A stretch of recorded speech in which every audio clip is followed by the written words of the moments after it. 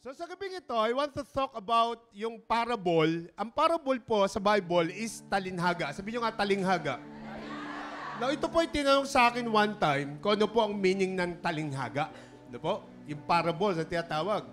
Mga anak, ang parable po, yung talinhaga sa Tagalog, ay karaniwan ng itinuturo ng Panginoong Hesus kung kayo po is talaga nagbabasa ng Biblia. At hindi ko po makakalimutan na ang talinghaga ay isang istorya sa Biblia, no po? Na nung first time ko nabasa, medyo nalito ko. Amen? Ang parable po, kapag hindi nyo pa naunawaan ng salita ng Diyos, nakakalito talaga. Kasi nga talinghaga, tama? Pero narinig ko po ito one day na pinaliwanag sa amin, nung kami po bago pa lang sa aming pananampalataya, nung nasa Dubai pa kami, doon ko po naintindihan ng tunay na mensahe ng talinhaga o yung parable. So sa gabing ito, I was reminded of this when someone spoke to me at sinabi na, tiga rito sa LRC, at nagtanong muli sa akin, and I was reminded of that day nung paano ko ito naintindihan. Sabi niya, Pastor, meron po mga parable doon sa Biblia. Ano po ba ibig sabihin nun? Ayan, no? So na-remind po ako. And so tonight, ito po yung ituturo ko sa inyo lahat. Amen po ba? Sino sa inyo excited ulit? Okay, so ito po binigyan ko ng pamagat na ang title po is Ang Talinhaga ng Mga Manggagawa sa Ubasan. Sabihin nyo nga, bakibasa nyo nga uli. 1, 2, 3, go! O kung kayo nagbabasa ng Biblia at English, The Parable of the Vineyard Workers. Ayan. So, meron pong talinhaga yan. Bakit po itinuro ng Panginoon yan sa kanila, sa mga disipulo, at sa gabing ito, bakit ituturo ng Panginoon sa atin? Tama po ba? Pakibasa nyo nga uli, The Parable of the Vineyard Workers. Come on. Now, bago po natin basahin yung main set of scriptures, gusto ko lamang pong ipaliwanag sa inyo, first thing, foremost, ano ba yung parable? Kasi po, kung babasahin natin ang four gospel, yung pong first book of the New Testament, yung book of Matthew, Mark, Luke, and John, no po, yung apat na yon, you will find 35 different parables ng Panginoong Hesus na itinuro niya sa mga gospels, no po? 35 iba't ibang talinhaga. And one of them is the parable of the vineyard workers. Ito po yung tututukan natin. So first thing foremost, what is the meaning ba ng parable? Ano ba yung talinhaga? Ano po? So sabi ko rito, a parable is a short tale or a very simple story that illustrates a universal truth. In order to explain the truth, Jesus' parables were stories that were cast alongside a truth. So sa Tagalog, ito po ay isang kwento, no? Simpleng kwento lang, no po, na merong istorya dito sa lupa, pero may makalangit na meaning. Amen. So, his parables, no po, his parables were teaching aids and can be taught of as extended similarities, inspired comparisons.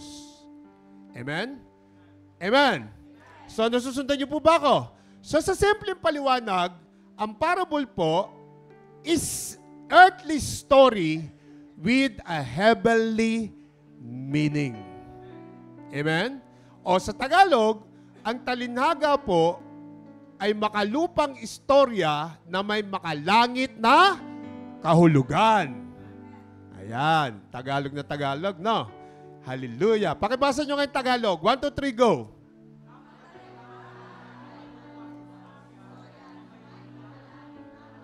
Okay. So sa four gospels po, kapag binasa natin yung book ng four gospels, no? Yung first four books ng New Testament, sinigurado po ng Panginoong Hesus, no po? Sa kanyang mga disipulo na maintindihan nila ang meaning ng talinhaga o meaning ng parables. Kaya nga kapag sila lang ang mga disciple ang magkakasama, ipinapaliwanag niya. Ang Panginoong Hesus po, kapag nagmi-minister sa multitude of people, maraming tao sa labas, na po, siya po is nagsasalita ng parables, nagsasalita ng talinhaga.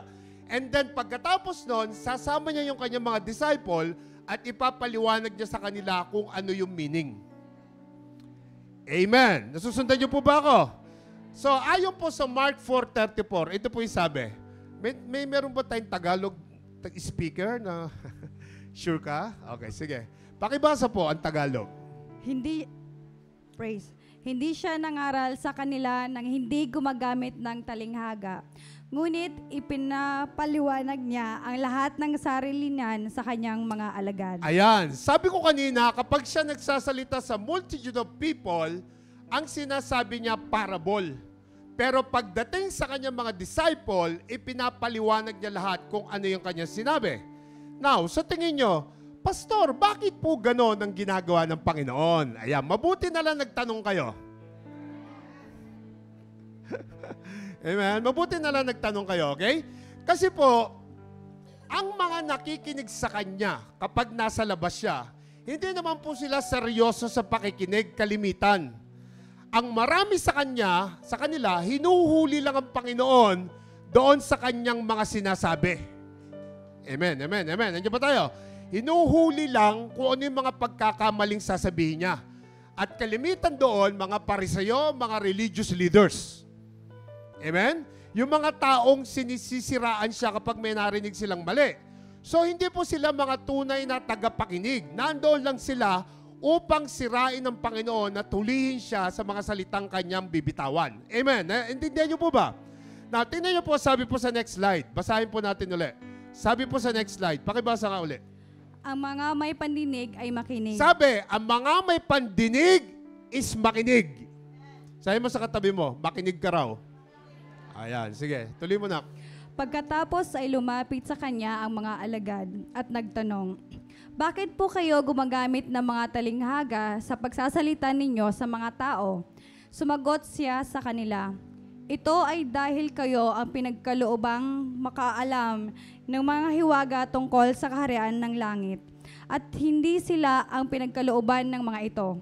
Sapagkat sino mang mayroon ay lalo pang bibigyan at magkakaroon siya ng napakarami. Ngunit sino mang wala, pati ang anumang nasa kanya ay kukunin. Ako'y nagsasalita sa kanila sa pamamagitan ng mga talinghaga, sapagkat tumitingin sila, subalit hindi nakakakita. Nakikinig, ngunit hindi naman nakakaririnig, ni nakakaunawa. Amen. Okay, so makinig po tayo mabuti, okay? Makinig tayo mabuti. Kapag po ang Panginoong Hesus ay nagsasalita ng parables o yung talinhaga sa mga tao, hindi niya po itinatago yung katotohanan sa mga tao na tunay na gustong malaman yung mga sinabi niya. Amen? Hindi niya tinatago yung katotohanan sa mga sinseridad na mga tao na gusto talaga malaman yung lahat ng meaning ng mga ituturo niya. Kasi mga anak, yung mga taong interested sa spiritual truths, no po, nauunawaan nila ang mga illustrations ng mga parable ng Panginoon Hesus. But to others, no po, parang simple lang itong istorya sa lupa. Hindi nila naintindihan yung spiritual meaning. So nakikita ni Jesus kung sino yung mga hunger na tao. Nakikita niya. Kaya po, nagsasalita siya ng parables para makita niya kung sino yung mga interested kasi nagtatanong na. Amen po ba? Ngayon, yung hindi interested, para lang wala. Pumasok sa kaliwa, lumabas sa kanan. O kaliwa, lumabas sa kanan. Amen? Are you following me? Kaya nga, i-highlight natin sinabi po sa verse 12. Ako munang babasaan. Sabi rito sa verse 12, sapagkat sino mang mayroon ay lalo pang bibigyan. At magkakaroon siya ng napakarami. Ngunit, sino mang wala, pati ang anumang nasa kanya ay kukunin pa. Ano po ibig sabihin yan? Ano po ibig sabihin ng verse 12 na yan? No po? The abundance of knowledge no po, na meron tayo is pwede pa nating madagdagan dahil nakikinig ka talaga at gusto mong matuto. Amen po ba? The problem is, kapag ang tao ni-reject si Jesus, yung katigasan ng mga puso nila drives away the little understanding that they have. Kapag ang isang tao hindi naniniwala sa Panginoong Hesus, kagaya ng mga panahon na yan, ang daming hindi naniniwala. Hindi naman lahat sila nakikinig para matuto. Lahat sila nakikisyoso lang. Amen? So, hindi sila natututo because meron na agad silang rejection. Tama? Pag hindi ka interesado, nagsasalita pa lang ang tao, hindi mo na iniintindi. At nakikita po ng Panginoon yon. Alam mo yung tipong nakikinig sila pero walang pumapasok sa puso nila. Amen po ba? So, ang plano lang nila is matrap ang Panginoon sa bawat sasabihin niya para i-crucify nga siya one day. Yun lang ang plano nila, matrap. Kaya most of the time, sa four Gospels, He spoke always of the parables. Nakuha nyo na? Are you following me? Nakuha nyo po ba yung aking napaka-importanting paliwanag sa inyo? Kasi po sa gabing ito, we will talk about a parable. Amen? The parable itself. Kaya po sinabihan ko kayo kanina, a parable is a simple story used to illustrate a moral or a spiritual lesson. Yan po yung meaning. Ready na ba kayo? Ready na kayo marinig yung talinhaga? Sigaw ng malakas na amen! Ayan. Okay, so ready na tayo. So, sino po yung ready uli? Sigaw ng amen! Hindi lahat ready. Yung iba wala. Parang baliwala lang. Mukhang hindi interesado. Sino yung ready? Ayan. Tingin ko ready na tayo. Amen? Sige po. Basahin natin yung ating sets of verses sa gabing ito. Gusto ko pong makinig kayo mabuti. Amen? Sige. Ang kaharian ng langit ay katulad nito. Ang sabi, sinimulan niya. Sinimulan ng Panginoon. Ang sabi niya, bago niya simulan yung talinhaga, ang sabi niya, ang kaharian ng langit ay katulad nito. Ayan, magkukwento na siya ng talinhaga. Sige. May isang taong may-ari ng lupain. Isang umaga, maaga siyang lumabas upang kumuha ng mauupahang mga manggagawa para sa kanyang ubasan. Pagkatapos silang magkasundo ng mga manggagawa sa halagang 1 denaryo sa isang araw, pinapunta niya ang mga ito sa kanyang ubasan. At paglabas niya ng ikasiyam ng umaga, nakakita siya Tagalog yan. sa pamilya ng ibang taong nakatayo lamang at Amen. walang ginagawa. Oh. Sinabi niya sa kanila, pumunta rin kayo sa ubasan at ibibigay ko sa inyo kung anuman ang nararapat. Okay, so wrap up natin ng konti itong sets of verses. So may isang may-ari na lupain. Isang umaga, maaga siya lumabas nga raw upang kumuha ng mga manggagawa, mga laborer. So dito ko isipin nyo mabuti, kumbaga sa atin, ito yung mga arawan. Amen? Sino nagpagawa ng bahay dito, arawan ng bayad? Di ba? May arawan, may pakyawan. Tama? So ito, arawan. Parang hindi nyo alam sinasabi ko Amen. Yung daily wages. Pagkatapos ng isang araw, babayaran mo. Tama? So yan po yung istorya. So, nagkasundo sila sa isang denaryo, 1 dinar. Sa isang 1 dinar sa isang araw. So, meaning to say, magtatrabaho ka buong araw, magkano sweldo mo? Ayan. Nagkasundo sila, amen? Ang sabi niya, nagkasundo sila. O sige, now, bago tayo lumalim pa sa istoryang ito ng talinhaga, gusto ko maintindihan ninyo lahat ng Panginoon, kinaklarify niya lagi sa lahat at sa ating gabi, sa lahat sa atin sa gabi ito, na ang pagkakakilala natin sa Panginoon, ang pagiging Kristiyano natin these days, kaya ka na bago unti-unti is because of the grace of God. Kapag walang grasya ang Panginoon, wala tayong pagkakataong mabago. It is because of the grace of God alone. Tama? At tandaan nyo po, hindi tayo ang pumili sa Diyos. Listen, Diyos ang pumili sa'yo. Ulitin ko uli, mukhang hindi naintindihan ng iba. Hindi ikaw ang pumili sa Diyos. Kaya ka nakaupo dyan kasi pinili ka niya. John 15:16. Yun ang sabi ng Biblia, tama? So, in this parable, makinig kayo mabuti because God is the land owner. Siya yung may-ari ng lupa. Ang sabi rito, may isang taong may-ari ng lupain. So, sa parable na to, ang Diyos siya. Tama? Nasusundan niyo po. Siya yung Diyos. Siya yung pumili sa mga laborers. At ang sabi ko kanina, ang Diyos ang pumili sa'yo. So, ikukwento ko sa inyo ng buong buyan mamaya konti. Pero, nasusundan niyo ba? Okay, so sunod tayo. 20, verse 5 to 7. Pakibasa na.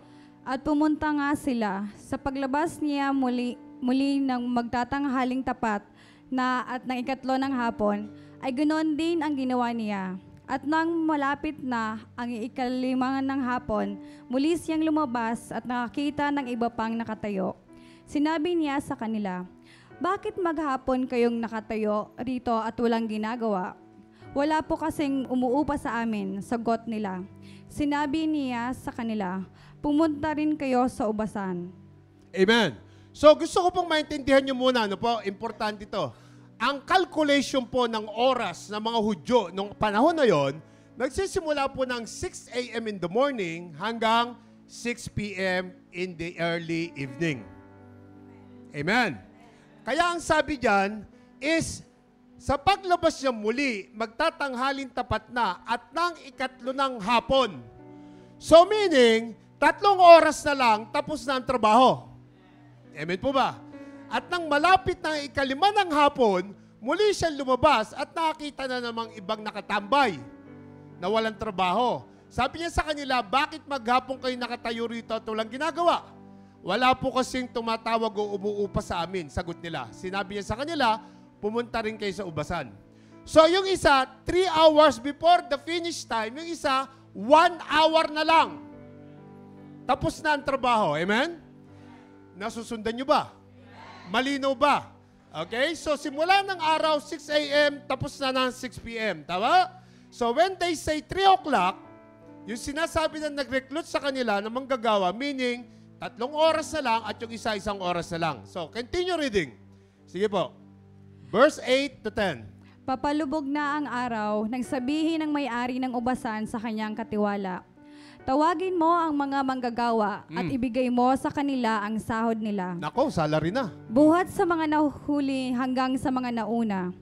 Nang lumapit ang mga nagsimulang magtrabaho ng ikakalima ng hapon, ang bawat isa sa kanila ay tumanggap ng 1 denaryo. At nang lumapit ang mga nauna, ang akala nila ay mas malaki ang kanilang matatanggap, ngunit tumanggap din silang lahat ng tig-1 denaryo. Okay, eto na, swelduhan na. Kasi nga is daily wages sila, so lalapit ka doon sa lamesa dahil magbibilang na ng pasweldo sa'yo. Tama po ba? Amen. So nung swelduhan na, inunang tinawag yung pinakahuling pumasok. Yung pinakahuli, which is 5 p.m. Natandaan nyo ba? So 1 oras na lang, tapos na yung trabaho niya. So yung mga unang pumila is yung 5 p.m. Pinasweldo sila ng magkano? 1 denaryo. And then yung mga workers na pumasok ng 3 p.m., 3 oras na lang tapos na, magkano sinweldo? 1 denaryo. And then, pagdating ng mga workers na kanina pang umaga na recruit, amen, amen, amen. Nandiyan po tayo. Kaninang umaga pa, 6:00 pa lang nagtatrabaho na, iniisip nila na mas malaki ang kanilang susweldohin. Amen? Mas malaki kasi kanina pa nga naman sila. Still with me. Those. Ngayon, yung mga taong yon was been there for first time, nang umaga pa lang, 6 o'clock, ang iniisip nila at least 6 denaryo ang susweldohin nila at least. They will get more than doon sa mga taong late na nagsimula. Now, kung isipin mo, anong palagay mo? Tama ba na sumweldo ka ng more than? Sino yung maniniwala? Kasi kanina ka pang 6:00, yung kanina 3:00, saka 5:00 na. 3 oras na lang, sa 1 oras uwian na. Eh ikaw kanina pang 6:00, simula pa lang andon ka na. Ikaw ba yung maniniwala na kailangan mas malaki ang bayad sa'yo? Taas ang kamay! Ayoko ng amen. Taas ang kamay. Sige, sige, sige. Taas lang, taas lang. Sino naniniwala? Yan. 1, 2, 3. Taas! 1, 2, 3, 4, 5, 6, 7. Ang dami. Dito pa, oh. Daming naniniwala, no? Tandaan nyo. Sino yung naniniwala ulit? Taas ang kamay. Naku, kumonti na. Bakit kumonting bigla? Dito, marami din, oh. Now, maraming naniniwala. Meaning, ang sabi rito, ang akala nila, mas malaki ang kanilang matatanggap. Ngunit tumanggap din silang lahat ng tig-1 denaryo. Yun ang sabi rito. So, nagreklamo sila ngayon. Tingnan natin susunod na verse, 11 to 12. Pakibasa. Pagkatapos nilang tanggapin, ito ay nagreklamo sila sa may-ari ng lupain. Sinabi nila, sila ang huling dumating ay 1 oras lamang nagtrabaho, ngunit ang ibinayad mo sa kanila ay pareho lang ng sa amin na maghapong nagtiis ng hirap at matinding init. Ayan. So dito, nilinaw natin kung sino yung naniniwala. Okay. So, taas ulit yung kamay ng mga naniniwala na kailangan mas malaki sweldo mo. Ba't kumonte? Nagdalawang isip na kayo. Yung mga nagtaas kanina, taas ang kamay. Sige po. Ayan, ang dami reklamador dito. Ang dami palang reklamador. Amen. Kasi ang sabi rito, pagkatapos silang tanggapin ito, ay nagreklamo sila. Nagreklamo sila sa may-ari ng lupa. Ano yung sabi?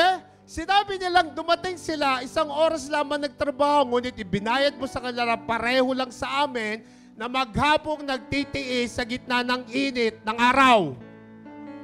Tama? So may kita mo, nagrereklamo sila rito. At marami sa inyo, reklamador.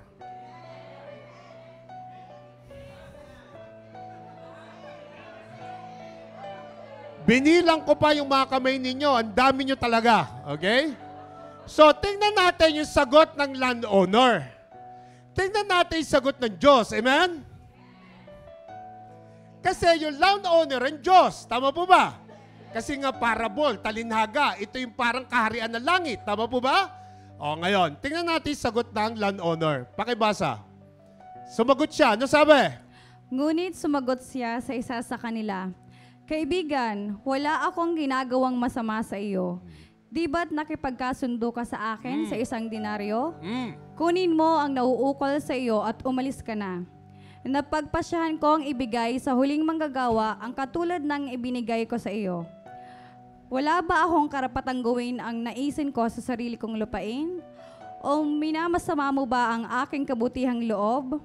Kaya nga ang huli ay mauuna at ang una ay mahuhuli. Ayan! Nakita natin yung sagot ng landowner.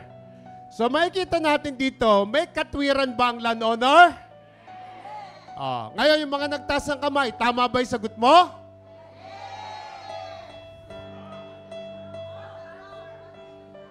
Kung katabi mo, nagtaas ng kamay, sabi mo, reklamador, sabi mo.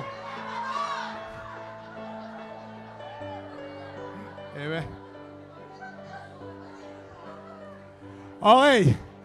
Now, bakit ganito yung sagot ng landowner? Bakit po ganyan yung sagot ng may-ari ng vineyard? Nabayaran lang silang pare-parehas. Bakit? Because they agree. Pumayag sila na 1 denaryo ang bayad sa kanila nung umaga pa lang, nung nirecute ka. Halimbawa, si Hans, silapitan ko. Alam mo yung mga patan dito sa may adnok? Yung mga nakatambay na patan dyan, nakatabi yung mga truck nila. Yung paglilipat bahay ka, amen? Di ba, bago mo sila hatakin, meron mo ng contract. Amen? Mga reklamador yun. Pagkatapos na i-deliver yung gamit mo, dadagdagan pa. Kulang kasi ang dami mo palang gamit. Amen? Mga reklamador. Samantalang nung nagsimula kayo, ang bayad, 200 lang. Pero nung nailipat na, kasi ang dami mong gamit, 250 raw, 300 daw. Amen? So, yun yung mga reklamador. Sabi mo sa katabi mo kung nagtaas ng kamay, reklamador! Ayan. So, may katwiran ng vineyard owner kasi po, sa simula pa lang, may usapan na sila na 1 denaryo lang ang sweldo mo. Tama po ba? Samantalang yung na-recute ng ika-3 sa ika-alas 5 ng hapon, wala namang contract. Basta sinabi lang, pumunta kayo roon. Hindi naman sinabi na 25 pills na lang yung sweldo mo. Amen? Nandiyan ba kayo? Kasi nga, malapit na matapos yung oras. Basta sabi ng vineyard owner, sige, pumunta kayo doon, magtrabaho kayo kasi wala namang ginagawa. Amen? Now, kasi nag-agree sila na 1 denaryo lang ang bayad, kahit na nakabilad ka pa sa araw, listen to me carefully, wala kang karapatang magreklamo. Kasi nag-agree kayo. Amen? Kaya nga sabi sa verse 15, ang sabi rito, Wala ba akong karapatang gawin ang naisin ko sa sarili kong lupain? O, ayan. Di ba? Ang sabi ng may-ari, wala ba akong karapatan na mag-decide dito? Sino ba may-ari? Ikaw o ako? Wala na. Tama? Kaya ang sabi niya, minamasama mo ba ang aking kabutihang loob? Ayan. Yan yung talinghaga na ating pipigain ngayon. Sabi mo sa katabi mo, ready ka na ba? Amen? Sa English po, ang sabi, is it against the law for me to do what I want to do with my money? Yan ang sabi ng landowner. Should you be jealous because I'm a kind person to other? Meditate yung mabuti sinabi ng may-ari dyan. Now, basahin po natin yung verse 16. Okay? Ano sabi? 1, 2, 3, go. Sabay-sabay tayo. Go!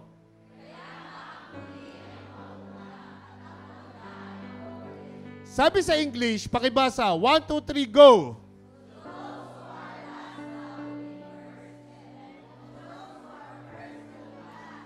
Amen.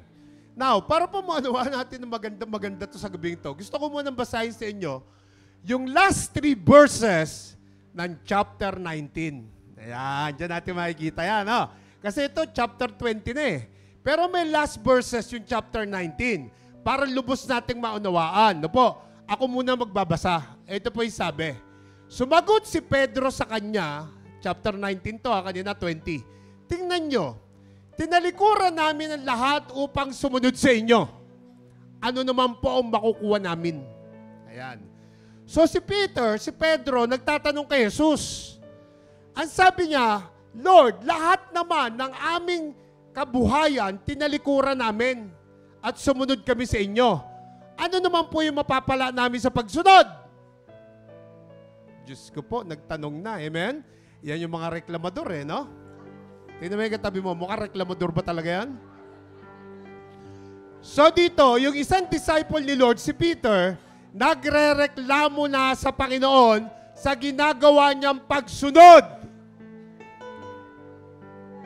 Sa experience ko sa church, maraming ganyan. Pag napagod na, nagre-reklamo na. At ang mabigat, doon sinasabi sa mga ka-churchmate niya,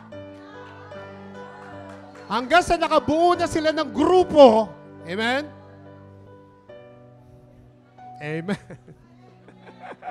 Hindi ako galit, masaya ako. Amen? Now, listen to me carefully mga anak. Okay? Listen to me. Kalimutan nyo muna. Listen to me, okay? Imagine ninyo, paano ko ba sabihin to? Imagine, nagsaserve ka kay Lord bago ang dami mo reklamo. Imagine mo yon. Yung nagsaserve ka, kasi sabi mo, for the glory of God. Lakas ng eme ni Andy, ah. Tapos, may reklamo ka na in the end of the day. Amen? Yung halos ubusin mo ng panahon mo sa pag-attend mo ng weekly cell group, sa daily reading ng Bible mo at may devotion ka pa, sa pagmamadali mong makauwi ka lang galing sa trabaho, maka-attend at makahabol ka lang sa prayer meeting online, amen? Yung weekly present ka every Friday dito, kahit na nga day off mo lang ang Friday at magpahinga ka ng maaga dahil may pasok ko ng Sabado, amen? Lahat yung ginagawa mo. Pagkatapos, may reklamo ka pala sa puso mo.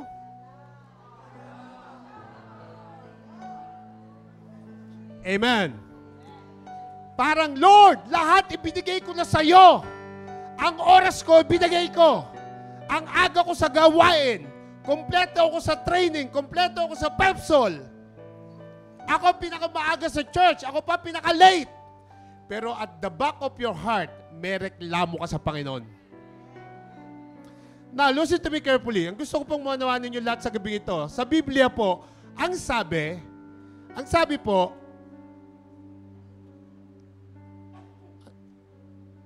sabi rito, God give rewards to His people according to His justice. Gaano ka mang kasipag sa ginagawa mo, si Lord magbibigay ng reward yan. Pero laging according to His will and to His justice. Hindi porke ang tagal mo ng Kristiyano, amen, amen, amen, amen. Hindi porke pioneer ka ng LRC, amen, at yung iba ka-join lang last month, amen po, amen po, amen po. Nandiyan ba tayo? Hindi dahil since birth, Kristiyano ka na, kasi ang mga magulang mo, born again, pinanganak ka, amen? Yung 25 years ka na nagsisilbi sa Kanya, giving all your time and effort and dedication, tapos ang feeling mo, ang dami mong ginawa in serving Him. Yun ang feeling mo, ang dami mo nang ginagawa, ang dami mo nang nagawa. Lahat ibinigay mo na sa Panginoon. Ang haba na ng panahon. Ngayon nagtatanong ka na, Lord, ano bang mapapala ko dito? Nasusundan niyo po ba ako? Kasi po, most of the time, kapag nakakaramdam ka na ng pagod sa ginagawa mo, amen? Makinig po kayo mabuti. Kapag nakakaramdam ka na ng pagod, nagsisimula ka na magtanong. Amen? Araw-araw na lang ganito ginagawa ko for many years. Tama ba itong ginagawa ko? Ayan na. Tatanong na tayo, tama? Yung ipapahinga ko na lang, kailangan pa ako mag-attend ng cell group. Yung itutulog ko na lang, dinrap ako ng service ko doon sa bahay, mamamasahin na naman ako papunta sa cell group. Yun dapat matutulog ako ng maaga ng Friday, inaabot ako ng 11 o'clock, 11:30 sa church na yan. Dapat natulog na ako ng maaga. Tapos uudyukan ka pa ng kasama mo sa flat, unbeliever. Saan ka na naman galing? Ano ba mapapala mo dyan? Ayan. Lagi ka na lang wala. Ano bang mapapala mo dyan sa ginagawa mo? Ayan. Doon ka nakaramdam ng pagod minsan. Amen? Sa halip na may birthday dito sa flat, aalis ka na naman. Tapos, late ka nang umuwi ng Friday. Ang sarap-sarap manood ng Netflix sa Friday night.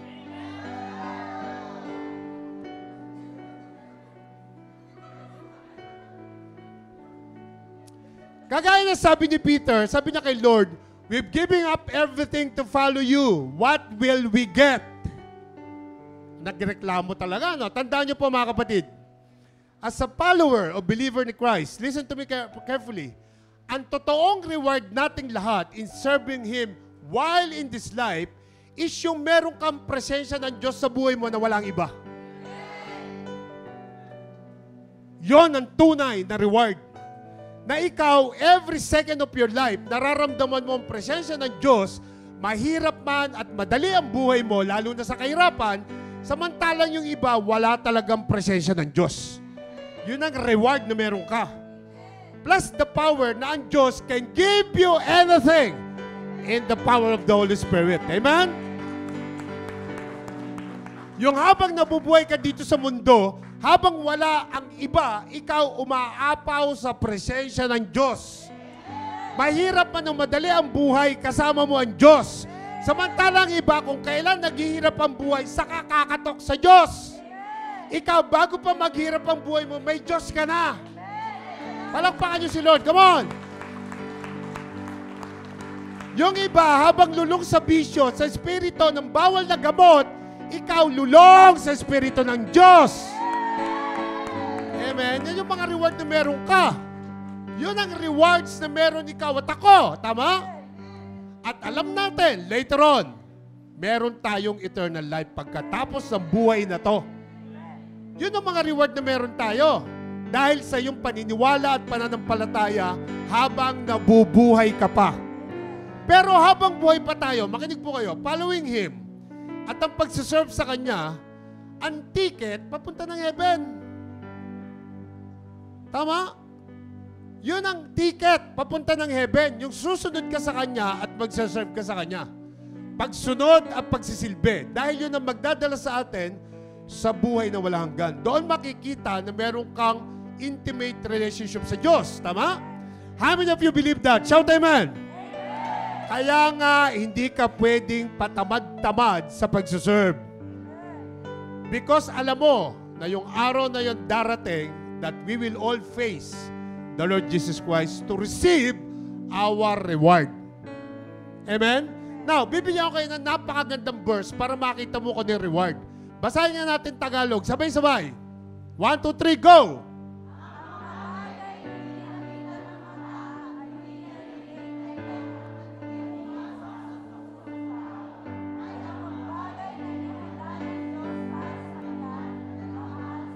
Sabi po sa English, no eye has seen. Wala pang nakakitang mata. Wala pang nakarinig na tenga. Wala pang naka-imagine na isip kung ano ang pinrefer ng Diyos sa mga taong nagsisilbi, sa mga taong sumusunod, sa mga taong nagmamahal sa Kanya. Amen? Yan yung reward na inaasahan natin in this life. Kaya kung ikaw nakatira sa bed space, may surot pa, huwag ka mag-alala. Magpatuloy ka lang kasi may reward na naghihintay sa'yo. Na wala pang nakakita, ang sabi ng Panginoon.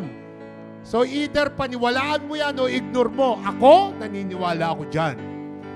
Amen? Pangako ng Diyos yan. So inihanda niya tayo. Meron kang destination doon sa karya ng Diyos. Tama? Kaya kahit na mahirap lang ang kalagayan mo rito, magpatuloy ka lang.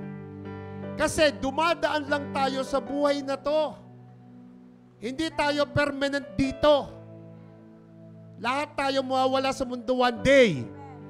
Kaya habang tayo'y lumalago sa pananampalataya, dire-diretso lang tayo sa pagsuserve. Tama?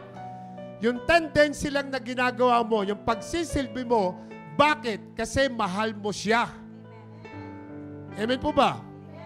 Pero, listen, kung magsaserve ka dahil hinihintay mo lang yan, hindi ka tatagal. Naandito ka sa lupa, sumusunod ka, nagsaserve ka. Why? Because meron kang pagmamahal sa Diyos. Yun ang susi. Otherwise, hindi ka talaga tatagal. At tandaan niyo po ito, mga anak, sobrang nakakapagod magsilbi. Sobrang nakakasawang gumalaw. Nakaka-depress mag-attend, nakakapanghinang mag-serve kapag reward lang ang basehan mo ng pagsisilbi. Tatandaan mo palagi yan. Tama? Kasi alam ko yan, na-experience ko yan. Kapag out of love, I am sure hindi ka mapapagod. Kasi may pagmamahal ka sa Diyos. Sabi mo sa katabi mo, dapat hindi ka nakakaramdam ng pagod. Sabi mo, yung may conviction, sabi mo, dapat hindi ka nakakaramdam ng pagod. Sabi mo, dapat hindi ka nagsasawa. Dapat hindi ka nagdadahilan. Ayan. So, self-check tayo, mga anak. Amen? Yung ang daming dahilan pag may gawain. Oh, makinig kayo mabuti, ha? Don't get me wrong. Okay? Kung talaga namang masama pakiramdam mo, okay lang yon. Pero kung may desire ka, pwede ka naman dumating. Pero kung talagang masama ang pakiramdam mo, okay lang. Tama? Pero kung sasabihin mo pagod ka kasi galing ka ng trabaho, iba pa rin yung may desire na makarating. Tama? Kasi bakit ako darating kahit na pagod ako? Kasi mahal ko ang Diyos. Alam ko may reward ako na naghihintay sa Diyos. Amen? Amen? So self-check tayo mga anak. Kung napapagod ka na, kung nagsasawa ka na at marami ka ng dahilan, baka hindi na pagmamahal sa Diyos yan. Tama? Yung iba nga dyan, nakakarating pa ng alain dahil sa pagmamahal. Kahit na pagod, darating yan doon. Kahit na malayo, mamamasahe, darating yan. Bakit? Kasi may pagmamahal. Kung may pagmamahal ka sa Diyos, walang imposible, kaya mo lahat. Amen? Now, tingnan po natin reply ng Panginoon kay Peter. Tingnan natin, no? Yung verse 28 to 30 ng Mateo 19. Pakibasa nga, anak. Sumagot si Jesus sa kanila, Tinitiyak ko sa inyo, sa panahon ng pagpapanibago ng lahat ng bagay, sa pag-upo ng anak ng tao sa trono ng kanyang kaluwalhatian, kayong mga sumunod ano sabi? sumunod sa akin ay uupo rin sa 12 trono bilang mga hukom sa 12 lipi ng Israel. Amen. At sino mang nag-iwan Ayan. ng mga bahay o mga kapatid na lalaki Ayan. o mga kapatid na babae, ng ama o ina, ng mga anak o mga lupa, dahil sa aking pangalan ay tatanggap ng maka-100 ulit ng mga bagay na ito at magkakamit ng buhay na walang hanggan. Okay, so look at me everybody. Don't write anything. Look at me. I don't want you to misinterpret itong verse na to. Don't get me wrong, okay? Ano ba ibig sabihin yan? Kasi po dito ang Panginoon nagbibigay ng kasiguraduhan sa kanyang mga disciples. At ganun din sa ating lahat sa gabing ito. Ang sabi, anyone who gives up something valuable for his sake will be repaid many times over in this life. Kaya ang sabi diyan, sino mang mag-iwan ng mga bahay o mga kapatid na lalaki o mga kapatid na babae ng ama o ina ng mga anak o mga lupa dahil sa aking pangalan ay tatanggap ng maka-100 ulit, grabe dami no, ng mga bagay na ito at magkakamit ng buhay na walang hanggan. Now, ayoko po kayong misinterpret ng verse na ito. Papaliwanag ko po mabuti sa inyo to, okay? Sino man nag-iwan, ang ibig sabihin niyan, kami po, dahil pinalaki kami ng aming mga magulang, no po, sa Roman Catholic faith, no po, yung dating pananampalataya, yung old faith, we don't have anything against them, okay, sa mga first-timer. Ngayon, doon kami lumaki sa ganung paniniwala. Yung iba sa inyo, na born again na, nakakilala na kay Lord, nung nagbakasyon, nag-share sa nanay niya, nagalit ang nanay niya, hindi na bumalik dito. Ang dami kong nakitang ganyan. Ang dami kong nakita. Nagbakasyon lang, pagbalik, hindi na nagpakita. Amen? Kasi po, mga kapatid, gusto kong sabihin sa mga anak, na po gusto kong sabihin sa inyo, yung po ang ibig sabihin ng Panginoon. No? The first time na nag-share ako sa mother ko, nireject ako. Tama? Nagalit pa sa akin. That was 2003. 2002 kami nakakilala, no po? Around more than a year na nung nagbakasyon ako. So, nung nagalit siya sa akin, nireject niya yung mga sinasabi ko, pagbalik ko rito ng 2003 hanggang 2005, nung muli akong bumalik, pinaghandaan ko yun.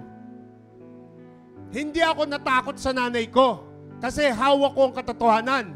May Biblia ang nanay ko kahit minsan hindi ko nakita ang binasa niya. Nandoon lang sa ibabaw ng tukador. Tama? Ang ibig sabihin ng Panginoon dyan, iwanan mo ang pamilya mo sa paniniwala na meron sila, magpakatatag ka, magpakalalim ka, at i-convert mo silang lahat. Hindi literal na iwanan mo yung bahay nyo, iwanan mo yung nanay mo, yun ang ibig sabihin yan. Ibig sabihin, iwan mo sila sa maling paniniwala, magpakalalim ka at balikan mo sila sa tamang paniniwala mo. Tama po? Yun tama, yung katotohanan. Kasi ang katotohanan na nagpalaya sa'yo. Amen po ba? Habang sila hindi pa. At advantage tayo sa totoo lang dahil nasa ibang bansa tayo. Kasi kung nasa Pilipinas ka at nagsisimba ka lang sa isang parte na kung saan may church, tapos pag uwi mo, pipigilan ka na ng nanay mo. Saan ka galing? Ayan. Di ba? Totoo yan? Lalo na kung first Christian ka sa family. So, ang ibig sabihin ng Panginoon dyan, mag-i-equip ka, iiwan mo yung paniniwalang yun ng mga magulang mo, ng pamilya mo, ng mga tatay, nanay, mga kamag-anak mo, at balikan mo sila sa lahat ng natututunan mo. Kaya nga, ang ating unang-unang mission is yung Jerusalem, yung pamilya mo. And we are so blessed na nandito ko sa ibang bansa dahil hindi ka kayang pigilan ng magulang mo. Tama? Huwag mong hayaan ng mga magulang mo is hindi alam ang totoo. I-try mo. Huwag kang magalit o huwag kang matakot. So, paano gagawin mo? Ipakita mo sa kanila na nabago ka. doon sila maniniwala. Kasi kung uwi ka ng Pilipinas, after 3 years mo nakilala si Lord, lasinggero ka pa rin pag uwi mo, walang maniniwala sa'yo. May dala ka pa ring black label na may kasamang payong galing sa duty free. Nang hinayang ka kasi napadaan ka sa duty free sa Pilipinas, 3 black label, may kasabi ng bag sa kapayong, bumili ka! At pinasalubong mo sa tatay mo at mga kapatid mo, hindi sila maniniwala sa'yo. Amen? Yan po yung ibig sabihin dyan. Nandiyan po ba kayo? So, kung kayo na-reject ng pamilya mo by accepting Christ, dapat po matuwa ka kasi meron ka mas malaking pamilya right now. Amen? So, wag mong kalilimutan yung pamilya mo. Balikan mo sila. Yan po yung ibig sabihin yan. Amen? Anyone who gives up everything, something valuable, and that's your family. Amen? Marami kasi sinukuan ng pamilya eh. Nakakilala rito, nung umuwi sa Pilipinas, napagalitan ng nanay, ng lola, sa bago niyang paniniwala, hindi na bumalik. Sumama na lang doon sa paniniwala ng pamilya niya. Ipaglaban mo ang totoo. Hawak mo ang katotohanan. Huwag mo isuko yun. Parang sinabi mo sa pamilya mo, sige, sa impyerno na lang kayo lahat. Para sa mga first-timer, don't get us wrong, okay? Makakarating ka sa langit dahil sa ginawa ni Jesus, hindi dahil sa amin. Hindi dahil holy kami. Mga first-timer na lang dito. Hindi namin sinasabi na pupunta kami ng langit. May siguraduhan kami sa langit. Why? Because mababait kaming tao. Hindi po ganon. Makakarating kami one day sa langit and we are sure of that because we have established an intimate relationship with the Lord Jesus Christ who paid all our sins and iniquities. Hindi kami naniniwala kahit kaninong Diyos. Doon lang sa Diyos na nagpapako sa cross. Tama? Yung tumubos ng aming kasalanan. At kaya ka tayo nag-church para sa mga first-timer kasi lahat kami makasalanan dito. Walang holy dito. Si Lord lang ang holy. Amen. Amen. Amen po ba? Oh, malinaw tayo dyan. Okay? Baka ma-misinterpret tayo ng mga bago. Amen? So, naandito tayo because we want to make sure na one day, pag natapos ang buhay na to, ang destinasyon natin langit. Kaya tayo nag-church at kinikilala natin yung Savior. Kasi we cannot do anything without Him. Tama? At listen to me everyone. Kung babalik tayo sa parable ng talinhaga kanina, binasa natin earlier, kung i-meditate po natin, makikita natin sa istorya na meron pong reward process. Sabi nyo nga, reward process.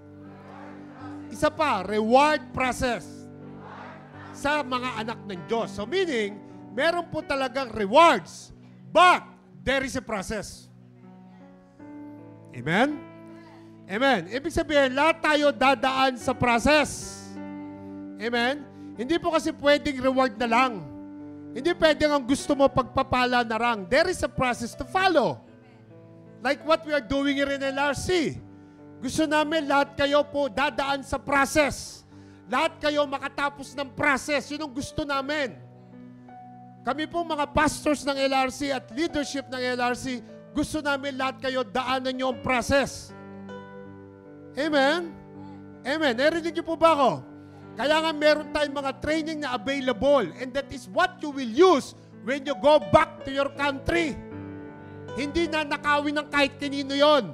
Yun ang gagamitin mong bala pag uwi mo ng Pilipinas to testify about the goodness of God in your life sa family mo. Amen? Ngayon, yung iba nasa process na, tinatamad na, ayaw na magpatuloy. Bakit? At natahimik silang lahat. Amen? Wala po akong pinatatamaan dito. In general to. Okay? Kung ikaw dumadaan na sa process, magpatuloy ka. Iba yung dahilan na maraming trabaho. Iba rin yung dahilan na gusto mo. Kasi pag gusto mo, maraming paraan. Pag ayaw mo, maraming trabaho. Huwag niyo po sayangin yung mga training yung mga anak. Pinagpaguran po natin yan. Lahat kami dumaan dyan. Huwag pa na rewards lang tayo. Tapusin nyo lahat ang mga prosesong dinadaanan ninyo. At pag nakatapos kayo, bahala na kayong gusto pa magpatuloy o hindi. Unless nagawa namin yung part namin sa inyo. Amen? Dapat po natin maunawaan na ang Lord may reward. Pero po, may process din tayong dadaanan. Tama? So, hindi ito nakadepende gaano katagal ka ng Christian. Tama? Hindi ito nakadepende na nasa Pilipinas ka na, 25 years ka ng Christian. Pagdating mo rito, ayaw mo dumaan ng proseso kasi alam mo na yan. Hindi po, dadaanan natin. Kung kami dumaan, kami mga pastors and leaders nyo dumaan, kayo pa kaya ang hindi? Tama? Amen. Kasi po, maaaring ang tagal mo na dyan. Ilang taong ka na dyan sa LRC. Tapos yung iba, first timer, second timer, third timer pa lang. Pero agad-agad pumunta sa training, tinapos ang process. Ginawa niya yung part niya. And most of all, dinaanan niya talaga yung proseso. So in the end of the day, hindi tayo dapat magreklamo kung ang reward mo might be parehas lang doon sa mga bago. Hello? Kahit na nung pinanganak ka, Christian ka na, 40 years ka na sa church, tapos yung iba nakakilala nung isang buwan lang, may bumagsak na aeroplano, lahat tayo patay, huwag kang magtaka, nakasama mo siya sa langit. Tama? Amen. Hindi mo kasi pwedeng ireklamo sa Panginoon yun. Ang tagal mo ng believer, bakit pa ako dadaan sa process? Amen? Naalala ko po, merong isang napunta rito sa church, doon pa tumira sa center dati. Alam niyo po ba na tinatanong ko palagi pag magkikita kami, nasaan na yung Bible devotion mo? Grabe, umalis ng church, lumipat sa iba. Alam mo sabi, ang tagal-tagal ko ng Christian sa amin, pastor. Yung pastor ko, kahit minsan di ako pinagbasa ng Bible, pa ako dito, pagbabasahin mo ko. Grabe, no? Eh kung ayaw mo, lumayas ka. Kung yan ang dahilan mo, layas. Huwag ka nang bumalik. Pinagbabasa ng Bible, nagalit pa. Amen. Kaya ka pinagbabasa, gusto namin matutunan mo ang Biblia. Amen. Kailangan mo maging busy sa King, hindi lang busy sa ministry ng King. Amen. So, hindi mo bibilangin ng taon na nasa Christianity ka na. Kaya nga sabi rito, those who are last now will be first. Then, and those who are first will be last. Intindihan po ba natin? So kung babalikan natin istorya ng mga araw na yun, simple lang po nangyari. The owner of the vineyard was trying to find some daily wages laborer. Naghahanap siya. Tama? Ng mga trabahador sa kanyang kaharian. So, ilagay na natin sa spiritual meaning. Ang Diyos naghahanap ng mga laborer sa kanyang kaharian. Tama? Oh. Yung iba, tinawagan ng 6 a.m. Sabi, magtrabaho ka, 1 denaryo ang reward mo. Tama po ba? So, nagtrabaho na yung iba, 6 a.m. Nagtrabaho na yung iba, opening pa lang ng church na to, andito na. Nagtatrabaho na. Palakpakan nyo ko si Brother Boyet. Come on. I-mention ko na si Brother Boyet. Napakasipag ng taong yan. Amen? Surrender ako sa iyo, bro. Nak, surrender ako sa iyo. Amen? Simula pa yan. Wala pang church. Kasama ko na yan. Amen? So, hindi nagre-reklamo yan. Bakit magre-reklamo yan? Milyonaryo na yan. Amen? Praise the Lord sa buhay mo, Brother Boyet. Amen? So, umaga pa lang, may tinawag na si Lord para magtrabaho sa kanyang kaharian. So, wala po itong bilangan ng panahon kung ilang taong ka na sa Christianity. So, daily laborers yung mga tinawag niya. Wala po mga pera, naghihintay lang ng mga taong mag-hire sa kanila. Kagaya sabi ko sa inyo, para yung mga patan dyan sa may adnoc na nakatigil dyan. Nakikita niyo ba yung mga patan dito sa may adnoc? Naghihintay lang ng lipat bahay. Kaya nakatambay sila dyan. Subukan nyo lumapit sa isang truck. Takbuhan lahat sa iyan. Brother, you need someone to carry? You need? No. Tama? Kaya nga may kontrata ka na, doon pa lang eh. Tama po ba? So nakita natin, daily laborer itong mga to. Alam nyo po ba, noong mga panahon na yon, ang isang denaryo is isang araw na pagkain ng mga Hudyo noong mga panahon na yon. at para sa pamilya niya. Tama? So yung mga tao gusto magtrabaho. So para tong isang kahig, isang tuka. Magtatrabaho ka ng daily, isang araw, may isang denaryo ka, may pagkain ng pamilya mo. Bukas wala uli, magtatrabaho ka na naman. Tama? At nakita natin sa istorya, yung isa 6 a.m. pa lang nandoon, yung isa 9 a.m., yung isa 3 a.m., yung isa 5 p.m. 3 p.m., 5 p.m. Amen. Amen. So, ang sabi niya doon sa 5 p.m. sa 3 p.m., ready ba kayo magtrabaho? Saka sa 9 a.m. Oo daw, ready sila. O sige, magtrabaho na kayo.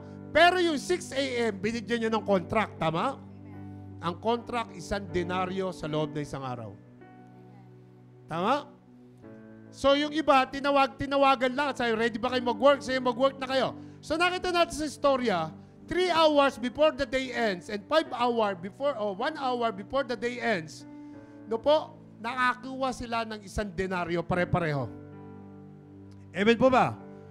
So pag sinabing 6 p.m. na tapos na, lahat sila nakapila na doon sa sahuran, sa table, amen, at yung foreman, babayaran na sila. So yung taong nakakuha ng 1 denaryo sa sweldo sa 1 oras sa trabaho, very good deal yun. 1 oras ka lang nagtrabaho, meron ka 1 dinar, meron ka ng pakain sa pamilya mo, 1 oras ka lang nag-work. Tama po ba? Yun yung mga favor ni Lord.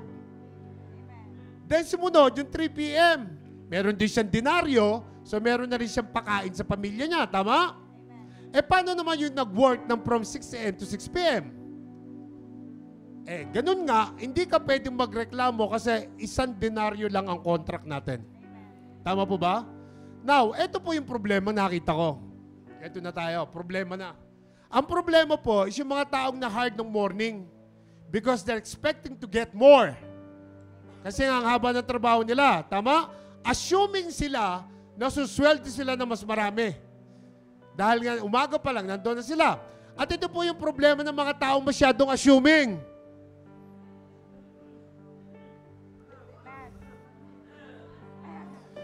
Ito po yung mga bagay na natutunan namin ni Pastora Grace.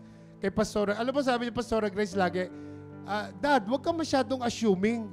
Habang wala pa sa kamay mo, huwag mong asahan. Habang hindi mo pa nakukuha sa kamay mo, huwag kang umasa. Tama? Nagbibilang ka na ng itlog, kahit hindi pa nangingitlog ang manok. Tama? Yung assuming ka na, akala mo kayo na, tapos friends lang pala.